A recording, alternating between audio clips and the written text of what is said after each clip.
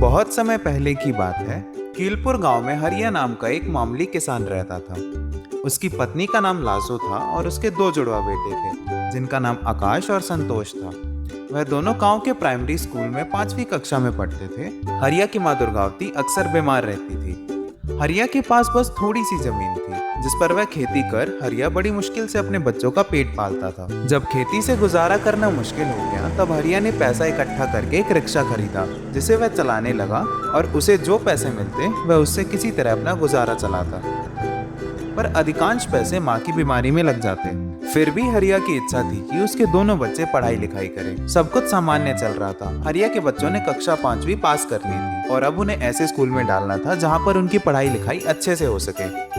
वह नहीं चाहता था कि उसके बच्चे बड़े होकर उसी की तरह मजदूरी करें या रिक्शा चलाएं। इसीलिए वह गांव से थोड़ी दूर राजकीय स्कूल में अपने बच्चों का एडमिशन कराना चाहता था, पर उसके पास पैसे नहीं थे।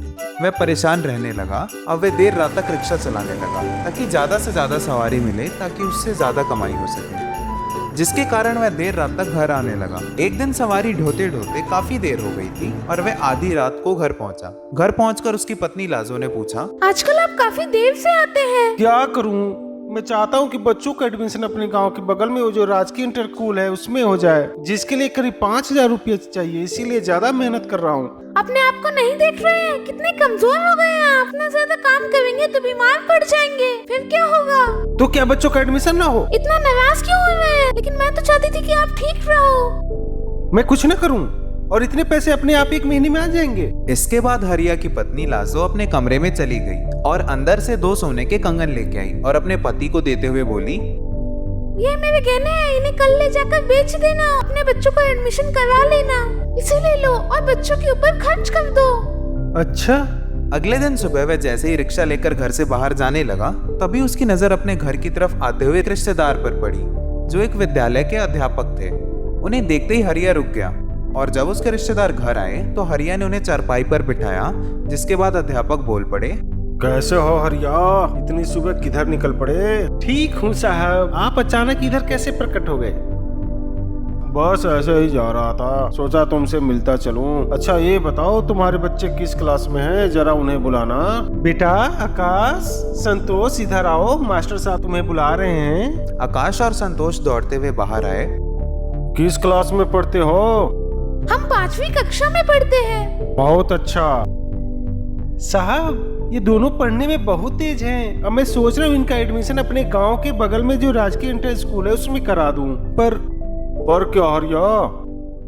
तभी लाजो चाय लेकर आई और मास्टर साहब को देते हुए बोली, साहब हम लोग गरीब हैं, इतने पैसे नहीं है कि इनका दाखिला उस स्कूल में करा सके। देखिए ना, ये कितने कमजोर हो गए हैं, अब रिक्शा चलाने लग गए हैं। क्या कहूँ, अब तो जेवर भी बेचने की नौबत आ गई है। इतनी बड़ी बात तुम लोगों ने मुझे नहीं बताया। परेशान मत हो, इन दोनों का एडमिशन करवा दूंगा और वो भी बिना पैसे के। वह कैसे? देखो, नवोदय विद्यालय का फॉर्म निकला हुआ है, उसे ये भर देंगे। उसके बाद इन दोनों की परीक्षा ली जाएगी। यदि ये परीक्षा में पास होंगे तो 12वीं तक इनकी पढ़ाई का एक भी पैसा नहीं लगेगा। उसके बाद आकाश और संतोष ने परीक्षा की अच्छी तरीके से तैयारी की और कड़ी मेहनत कर नवोदय विद्यालय की परीक्षा पास की और उनका एडमिशन नवोदय विद्यालय में हो गया। आकाश और संतोष नवोदय विद्यालय में रहकर खूब मेहनत करते और प्रत्येक वर्ष अच्छे अंक से उत्तीर्ण होते हुए क्लास 12वीं में पहुंच गए। सब कुछ सामान्य चल रहा था।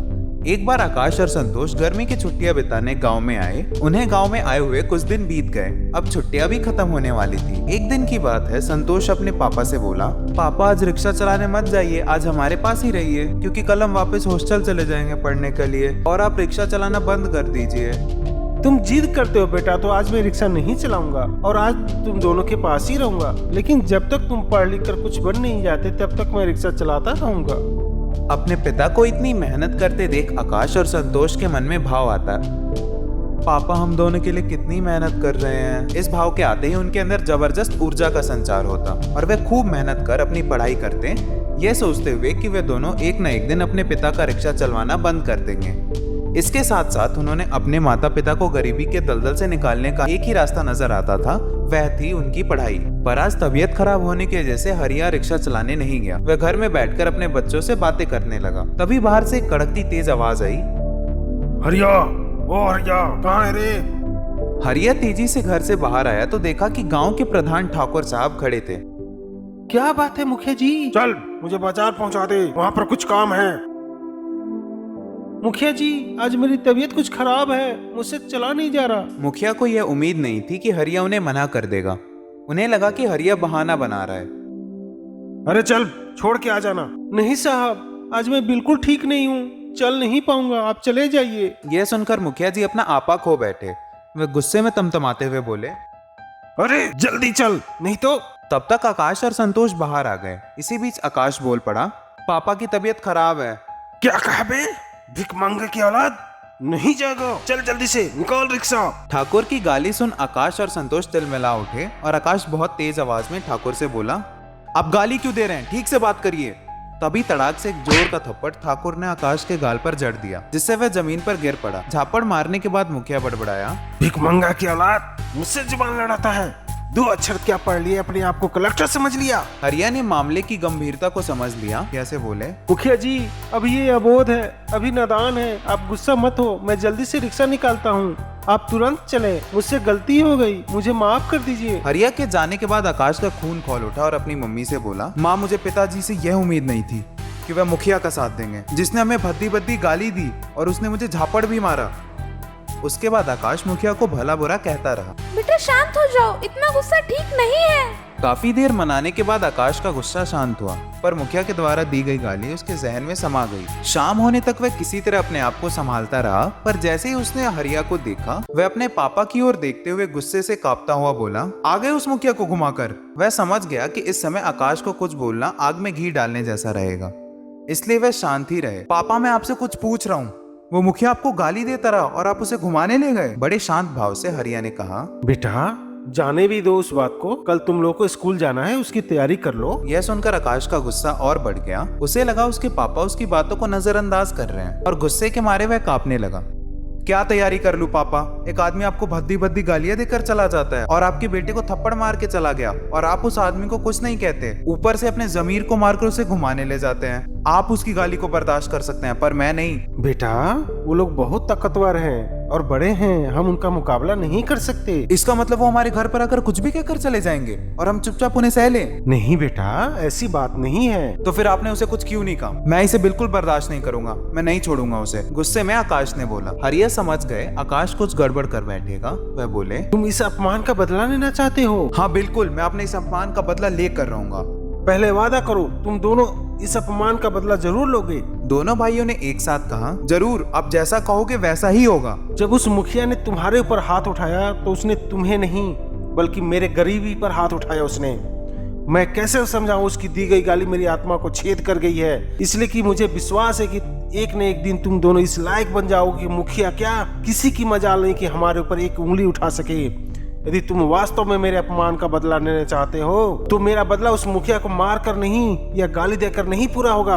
पूरे स्कूल में फर्स्ट आओ और बड़ा साहब बनकर दिखाओ, यही मेरा बदला है। इस घटना को याद रखना, जो तुम्हारे उत्साह में कमी नहीं लाने देगी, और मेरी लाचारी को समझो। आज मैं तैस में आकर यदि उससे बहस भी कर लेता तो उससे हमारा ही नुकसान होता। हम इस स्थिति में नहीं है कि उससे मारपीट कर ले या गाली गलौज करें। ये लोग हमसे ज्यादा ताकतवर और समर्थ हैं। तुम्हारा साहब बनना ही मेरा जिंदगी का सबसे बड़ा बदला है। बोलो बोलो, ये बदला लोगे मेरे अपमान का, मेरे गरीबी का? आकाश सकपका गया। आकाश और संतोष ने हाँ में सर हिला दिया। उसके बाद माहौल शांत हुआ। अगले दिन सुबह आकाश को उठने पर लगा जैसे सब कुछ नया है। सुबह उठकर जल्दी से वह तैयार हो गया। अपने भाई संतोष के साथ अपने माता पिता के पैर छूकर स्कूल के लिए रवाना हो गया। दोनों भाई ने खूब मेहनत की, अपनी पढ़ाई लिखाई के लिए दिन रात एक कर दी। खूब मेहनत का नतीजा यह हुआ कि आकाश ने कक्षा में प्रथम आया और संतोष दूसरे स्थान पर। दोनों भाइयों को आईएएस बनने का जुनून सवार हो गया था। वे अपने सपनों को पूरा करने के लिए दिल्ली विश्वविद्यालय में बीए करने लगे और वहीं पर रहकर सिविल सर्विसेज की तैयारी करने लगे।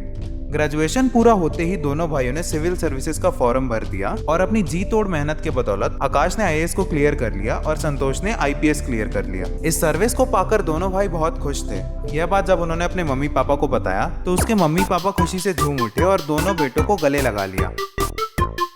और उनकी आंखों में खुशी के आंसू बहने लगे। तब तक ये बात पूरे गांव में फैल चुकी थी कि हरिया का बड़ा बेटा कमिश्नर बन गया है और उसका छोटा बेटा पुलिस का एक बड़ा अधिकारी बन गया है। यह खबर सुनते ही गांव वाले आकाश से मिलने हरिया के घर आने लगे और हरिया और आकाश के घर बधाई का तांता लग गया। जब गांव के प्रधान ठाकुर को यह बात सुनी तो वह दौड़ते हुए भागे चले आए और आते ही आकाश को गले लगा लिए और बोले, आज तुमने न केवल अपने माँ बाप का नाम रोशन किया बल्कि इस पूरे गांव का नाम रोशन किया है। इसके साथ ही तुम दोनों इस गांव के युवाओं के लिए एक प्रेरणा स्रोत बन गए हो।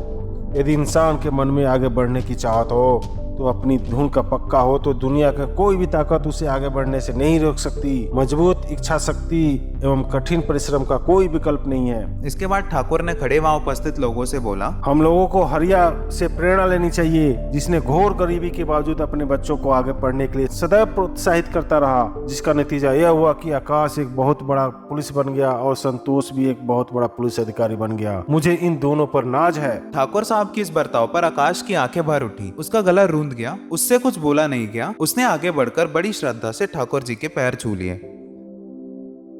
आज उसे अपने पिता का कहा याद आने लगा कि इंसान का सबसे बड़ा दुश्मन उसकी गरीबी है और उससे उपजी हताशा है। जो इसे पार कर लेता है वह दुनिया के लिए एक मिसाल बन जाता है। आकाश को समझ में आ गया था कि आज इस वार से उसने अपमान और अपने माता पिता के अपमान का बदला ले लिया। दोस्तों, अगर आपको ये कहानी पसंद आई तो चैनल को सब्सक्राइब कर लें, बेल नोटिफिकेशन दबा लें ताकि आगे आने वाली कहानी आपको सबसे पहले मिल सके, तथा वीडियो को लाइक करके अपना फेवरेट पार्ट जरूर बताएं। धन्यवाद।